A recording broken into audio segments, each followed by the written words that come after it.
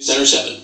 A truck driver was hauling a military vehicle that was 11 feet 8 inches tall, but he thought it was only 7 feet tall. Here's what happened when he went under the 75 overpass at Stanley Avenue.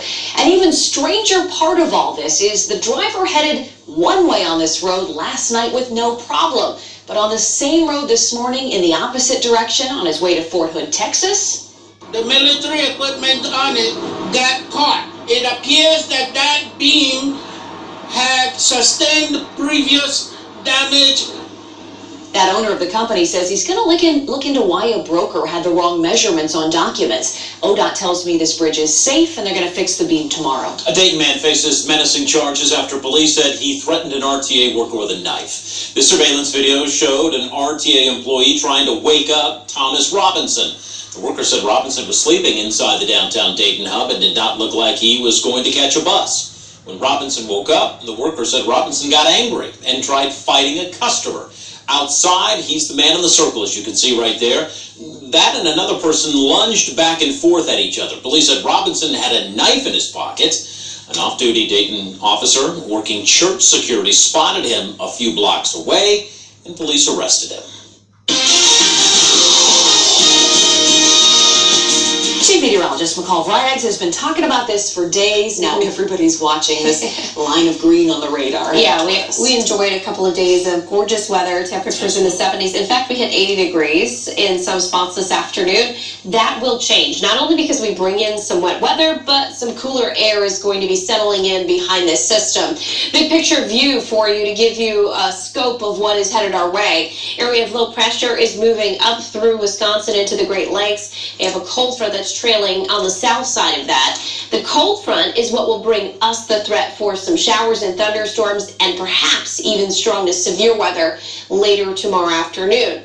Now, outside of thunderstorm threat, we're going to be dealing with gusty winds as well. We have some strong low-level winds that will be rushing in as early as sunrise tomorrow. So during the daybreak edition, check with meteorologist Kirstie Zontini. She's going to let you know just how high those winds are as you're headed out the door. Into the afternoon, with the enhanced thunderstorm threat, wind gusts of 30 to 40 miles an hour are possible.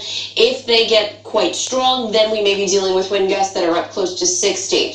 And because of those higher wind gust potentials, we do have a marginal risk for severe weather throughout the entire WHIO viewing area, which you do see all shaded in green here. That is your marginal risk, which happens to be the lowest in our category of 5. 1 or 2 storms may reach the severe limits, and our greatest concerns, as I mentioned, will be damaging winds. Also, some heavy rainfall with those thunderstorms may enhance the potential of some isolated flooding. Ground is still saturated. I know we had a couple of days to dry out, but just below that top layer of the dirt there, it is moist underneath there, and some heavy rain could result in some isolated flooding. Hail potential, lower end, but not out of the question. Not really seeing any depiction of tornadic activity this time around, but of course, ever-changing conditions. We'll make sure to update you here on Channel 7.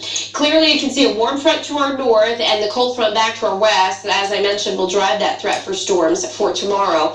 We are sitting in the 70s in most spots, still just at 11:20 right now. 71 in Dayton, 70 in the Eaton area, falling back into those 60s towards Salina and Wapakoneta. Tonight, temperatures will slowly back down into those 60s everywhere, and we'll wake up tomorrow morning in Dayton right around 65 degrees.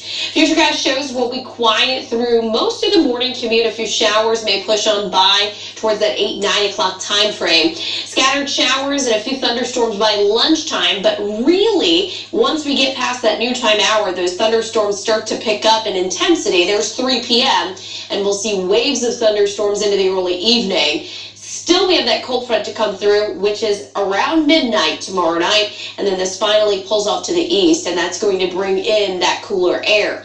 Rainfall estimates at this point, anywhere between 1/4 of an inch to 1/2 an inch, perhaps some isolated pockets closer to 1 inch. So storm tracking alert in effect for you tomorrow with the threat for some strong to perhaps severe thunderstorms, but we do get to the middle 70s. Cooler, decreasing clouds Friday in the 60s. That continues into Saturday with more sunshine. Mother's Day looks like we have some showers in the forecast. We're still in the low 60s, but we'll dry out and warm things back up into early next week. Again, meteorologist Kirstie Zontini will have the latest on that threat for severe weather for your Thursday, starting at 4:25 tomorrow morning. I really feel like I'm in my 20s again. I'm in my mid-40s, so I feel great.